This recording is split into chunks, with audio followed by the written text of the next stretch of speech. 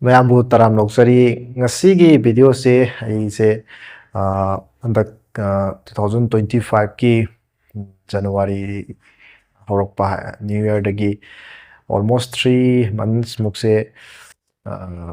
koigi anaba ma isada anaba ma yaubudagi yani koigi haugiba class 10 yani 12 ki exam fawbada fawba koigi angang singi yani kanagadaba Kaigo khara da oisu siyamba fawba nang ngamda khai sumaina lakibani ado hojikti usina sina sa khara phagale haiba tare ado isona sanbiduna makhatana mohana aigana basi hawak tabo oijagi haina isona thonjara matungda ai ngasi di sa khara nungaibadagi education gi oiba or any atopa kanagadaba aigi line haitare comment matrix ke line sida kanagadaba information noiba yaba any video sing asidagi hona siamba horagena sumaina ngasi video si semjara padu ngasi gidi hanba after ina matungda han bagi oina aina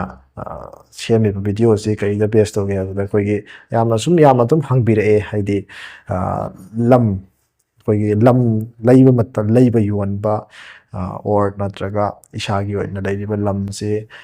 Kam pak sauba area kamain tauba khotpa si kamaina point da degi square feet ta pi bai pata da pi baji mana de dana ko do si singji kamaina conversion tauga dege amana amada kamai convert tauga dege haiba ki matang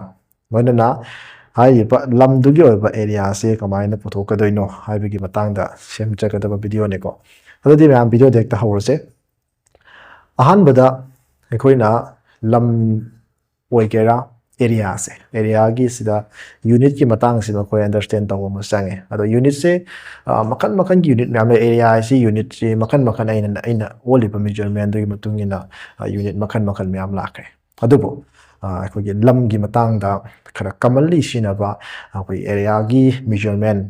unit hai tare ko masi unit se khara common sina ba ani hom khatang lei madu sindo dum aina pallabada ko gi acre da dagi hectare da the point da the square feet da the square meter da mayam lei lei bo mayam si manong da ni han pan gi ba hum hectare ko maroina acre hectare dagi point duga square feet masigi mari si da su he na muk si nari sina point amasung square feet ki matang sini acre gum hectare gum sini am tina sawba lam da dum sinai ko adubo anyway hariba unit mari haitare ko mari sigi matang da labor relation masam tang koi hana khangba mas change ba madu relation do khanga matung da hoy horen amana amada kamaina convert to ko doino haibu dum lak to ne ko hariba aina pangiba unit mari dugi hoy pa magi relation do ai fatang sida itoroke ko hoje aina ithoiba sida maroina koiki point ama the acre ama the hectare ama makoi se in terms of square feet in terms of points ta kamaina manaki haibudo hapetang ai lokot pani point ama haibase square feet ta 435.6 square feet ka manai aduga 1 acre so sig square feet se yo manare aduga point da haira kana acre ama haibase 100 points ka mani si approximate oi bane ko exactly na tabe approximate 100 tab ne ko aduga 1 hectare haibasiso point square feet laire square meter da laire aduga point na around approximately 247 points mine oi bane ko ado horen akogi lam area si pi matamda point da pirame point da square feet pa me the acre da square feet pa me acre da point da pa me adu de ko onto onsin tawbadu di sida lairiba point amaga acre amaga hectare amaga square feet kya ga point kya ga manai ha value khar lai rise makoi na jum koigi unit conversion tawbagi niyon gi matungina divide tawraga into tawraga loina angada ngakni adubo in details oina masigi myamse koi sum hairaga nei bedu di video si yam sangani aduna yam kamali sinaba koina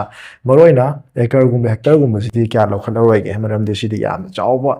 lam area yam chawba da sinaba pone ko aduna koina day to day life ta koigi lairiba koigi low singu gi matang tawba koigi low sangam ama haiboy gera ma haiboy gera de pari ama boy gera madu singdo ayambana square feet amasung point da yamba lon chatpane ko aduna ngasigidi point amasung square feet ta oina hariba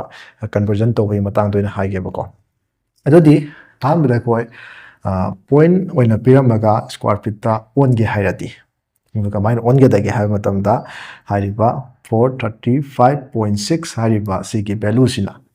ꯄꯣꯏꯟꯗꯨꯗ point ꯀꯌꯥꯅꯣ ꯍꯥꯏꯕ area ꯑꯃꯗ ꯂꯩꯔꯝꯒꯅꯤ ꯑꯗꯨ ꯃꯗꯨ into ꯇꯧꯔꯒ ꯑꯗꯨꯝ ꯐꯪꯒꯅꯦꯕꯀꯣ ꯍꯥꯏꯕꯗꯤ ꯏꯁꯝ ꯁꯝꯅ ꯍꯧꯖꯤꯛꯁꯦ ꯑꯩꯈꯣꯏꯒꯤ ꯁꯪꯒꯝ ꯑꯃ ꯍꯥꯏꯕꯁꯦ 62.5 ꯄꯣꯏꯟꯠꯁ ꯑꯣꯏꯕꯅꯤ ꯁꯪꯒꯝ ꯑꯃ ꯍꯥꯏꯕꯁꯦ 62.5 ꯄꯣꯏꯟꯠ ꯑꯗꯨꯒꯤ ꯗꯤꯇꯦꯜꯁ ꯑꯣꯏ ꯂꯥꯛꯈꯤꯒꯦꯕꯀꯣ ꯍꯥꯏꯔꯤꯕ ꯑꯩꯈꯣꯏꯒꯤ ꯏꯪꯒꯣꯜ ꯄꯇꯥꯁꯤꯗ 62.5 ꯄꯣꯏꯟꯠꯁ ꯍꯥꯏꯅ ꯌꯥꯎꯕ ꯄꯣꯠꯁꯦ ꯑꯩꯈꯣꯏꯅ ꯁ꯭ꯀ꯭ꯋꯥꯔ ꯐꯤꯠꯇ ꯀꯌꯥ ꯑꯣꯏꯗꯣꯏꯅꯣ ꯍꯥꯏꯕꯁꯤ ꯄꯥꯝꯃꯦꯕ ꯑꯗꯨ ꯑꯣꯏꯔꯒꯗꯤ ꯍꯥꯏꯔꯤꯕ 62.5ꯁꯤꯒ ꯑꯁꯤ ꯌꯥꯝ ꯑꯩꯈꯣꯏꯒꯤ ꯑꯦꯅꯤ ꯀꯥꯜꯀꯨꯂꯦꯇꯔ ꯑꯃ ꯁꯤꯖꯤꯟꯅꯔꯒ ꯍꯦꯛꯇ ꯀꯅꯥꯅ ꯏꯟꯇꯨ ꯇꯧꯔꯒ 435.6ꯅ ꯗꯥꯏꯔꯦꯛ ꯏꯟꯇꯨ ꯇꯧꯔꯒ ꯑꯗꯨꯝ ꯑꯩꯈꯣꯏꯒꯤ ꯄꯥꯝꯃꯤꯕ ꯁ꯭ꯀ꯭ꯋꯥꯔ ꯐꯤꯠꯇꯨ ꯑꯗꯨꯝ ꯐꯪꯒꯅꯦꯕꯀꯣ ꯑꯗꯒꯤ ꯑꯃꯨꯛ ꯑꯩꯈꯣꯏꯅ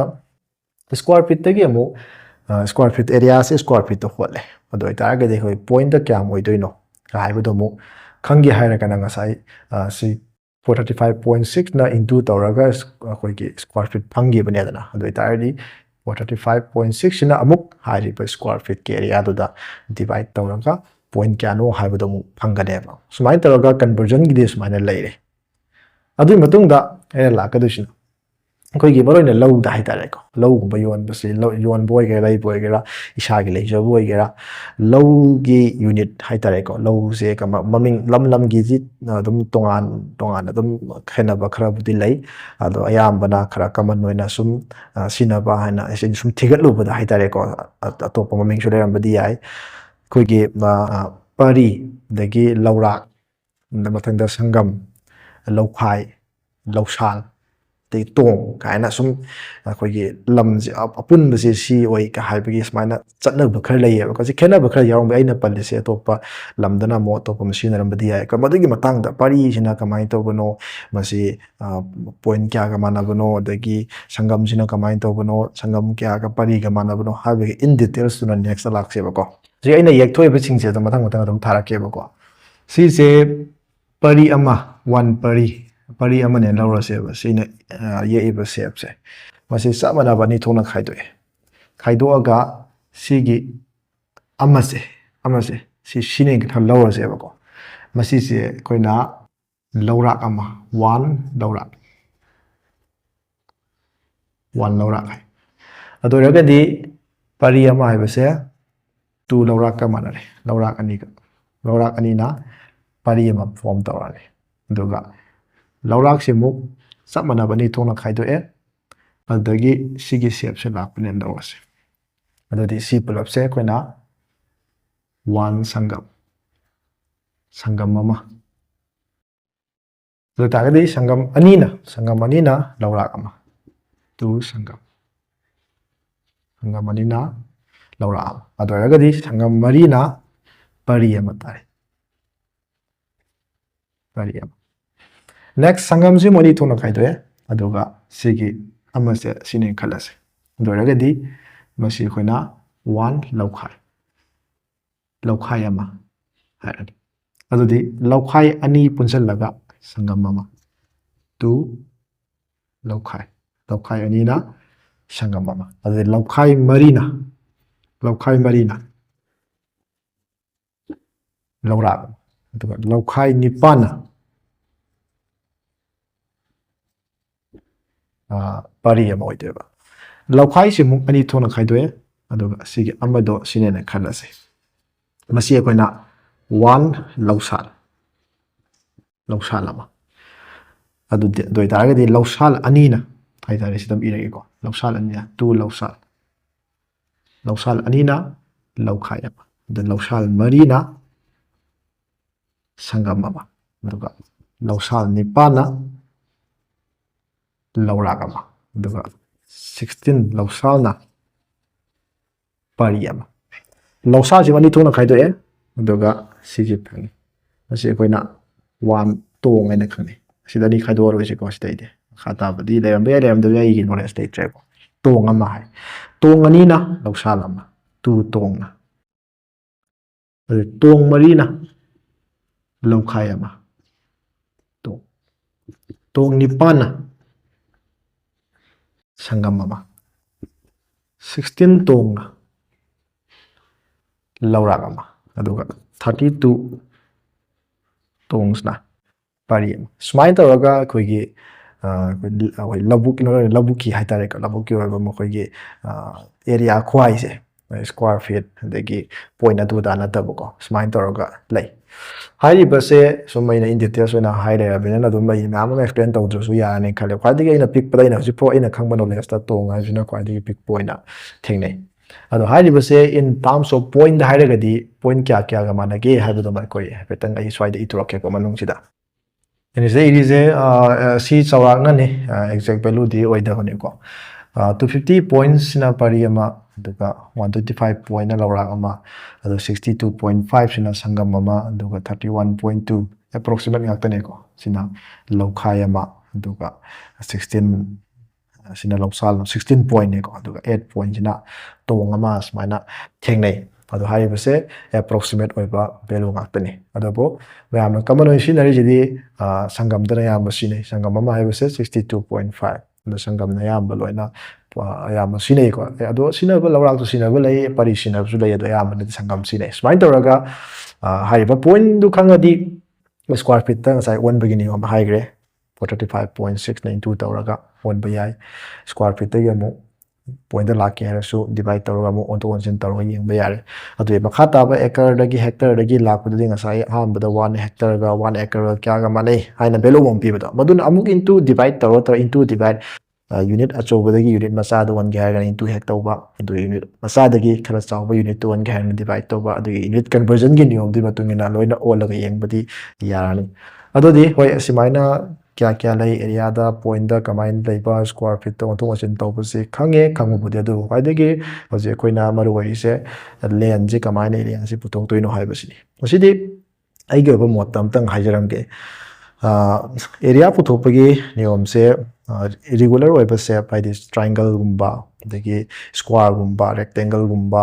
adagi any leiriba khoigi parallelogram gumba leidana adu gumbagi leiriba shape mai magi leijaba shape sing du oiragadi yam line adum khoi yamna tamnariba formula adum palaga adum hotpa yare dumadi yam kanna yeswaida hairoige maroina irregular oiba shape lakpa kandadi kamaina area photokadagi haibase hapetang ai hairamge masimangna hekta panba yarani haibnati maroina lam ahang ko leiba kandadi area khotpasi yam nungai aduga yumgumba sajingraba adu kandadi marak ki oba posi onba yate akoiba khatang olaga tokpagi mongda lakpanena adui matamdana area putokpagi we kamai lege aduga hena akoigi lam ama yonbagi matang leibigi matang oiragadi proportional oiba akoigi mising tanaraga onbanadi fai aduga ina hairisi just koida isana khangninga some minus around su oi the approximate oiba poto khangbi yai haibaduni ado irregular oiba shape ki dai hapetang haijaram ke ko irregular oiba shape sidi maroina triangle da yamba base tawraga koi area se hone yebko aroina aigi se lam ahangbagi ni ko ado yum gum sajingraga su yai adum loina koi tonga ba khulai sinaraga loina hotpa loina on bulo yai ko ado triangle any side of home triangle की shape तले हम तारा का दी मधु A B C है ना असंग मुझे लग रहा का दी मसी कोई हेरोस फॉर्मूला है ना तुम पाला का सी नहीं इधर पिछले पी है ना कोई एस है ना मैं पुथुक नहीं एस है ना ए का बी का सी का प्लस तो रगा टू ने डिवाइड तो बस सेमी पेरीमीटर लाए सी एस से पुथुक दी एरिया की फॉर्मूला से root over s minus a s minus b s minus c का इन तौरगा पुथुक नहीं मसी की एरिया पुथुक की फॉर्मूला से खंगगदी एनी शेप लेरा सुनु सुमाइना सी की शेप ता सुमाइना वो लेरा में जो लौरा से तोंगान बा साइड मरी वगैरह मरी वरसु irregular ओइबा शेप मंगा वरसु दु दागे दे कोइना सी सिंगे समजिना बाइ सी का सांग बखंग व ट्रायंगल मा नि ट्रायंगल हम थोखरे अदुना सी के ट्रायंगल सी के तोंगाना पुथोकपा सी के पुथोकपा सी के मु पुथोकपा तौरगा तारक पे एरिया दु प्लस तौबा सी दि लोइना सु खंगदि खंगनरबो आतनी अदुगा कइगुम तमदा कोइना रेक्टेंगल की शेप ति हाइरप मानरगा कोइगे साइज सिंगे कोइ की काय तारे को रेक्टेंगल जो पूरा ताब न तब को रेक्टेंगल के शेप ते हाइरप ताब सिंगिदा कोइना सी का प्लस तौरगा 2 न डिवाइड तौरगा लेंग लौबा अदुगा सी का प्लस तौरगा 2 न डिवाइड तौरगा ब्रेड लौबा काइना होटपस ले अदुदि एप्रोक्सीमेट की वानी एक्जेक्ट पीबदि ngमोय अदुइ कांदसु सुमाइना खाइदोक पीबा अनि थोना अदु तारगदि वहांग सेक्टा सुमाइना सिदे युम साजिंग्रादि लमजि कनोम लैग्रादि सी मरक किसी कमाइना मेजर तौदोइनो अदुदि खुलाइ सिना लै लोइदि याय को अदुदि या कमाइना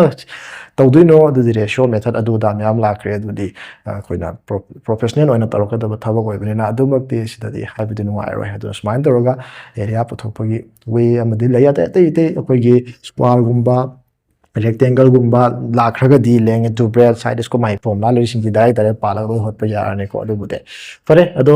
ꯑꯍꯦꯟꯕ ꯁꯤꯗꯒꯤ ꯑꯩꯅ ꯍꯥꯏꯕꯁꯤꯗ ꯋꯥꯠꯍꯧꯕ ꯌꯥꯎꯔꯒꯁꯨ ꯍꯦꯟꯅ ꯇꯥꯛꯍꯟꯅꯤꯡꯕ ꯍꯦꯟꯅ ꯍꯥꯏꯍꯟꯅꯤꯡꯕ ꯌꯥꯎꯔꯒꯁꯨ ꯀꯃꯦꯟꯗ ꯑꯗꯨꯝ ꯍꯥꯏꯕꯤꯔꯛꯑꯣ ꯑꯗꯣ ꯑꯩꯒꯤ ꯑꯣꯏꯅꯗꯤ ꯉꯁꯤꯒꯤ ꯑꯣꯏꯅ ꯑꯗꯨꯝ ꯑꯩꯒꯤꯅ ꯈꯪꯕ ꯃꯈꯩ ꯍꯥꯏꯇꯥꯔꯦ ꯑꯩꯅ ꯈꯪꯖꯕ ꯃꯈꯩꯗ ꯑꯗꯨꯝ ꯁꯤꯌꯔ ꯇꯧꯖꯕꯅꯤ ꯑꯍꯦꯟꯕ ꯑꯩꯅ ꯍꯥꯏꯔꯤꯁꯤ ꯆꯤꯊꯍꯧꯕ ꯌꯥꯎꯔꯒꯁꯨ ꯃꯊꯪꯒꯤ ꯅꯦꯛꯁ ꯚꯤꯗꯤꯑꯣꯗ ꯁꯦꯝꯕ ꯌꯥꯅꯕ ꯑꯗꯨꯝ ꯀꯃꯦꯟꯗ ꯍꯥꯏꯕꯤꯔꯝꯃꯣꯀꯣ ꯑꯗꯨꯗꯤ ꯃꯌꯥꯝꯕꯨ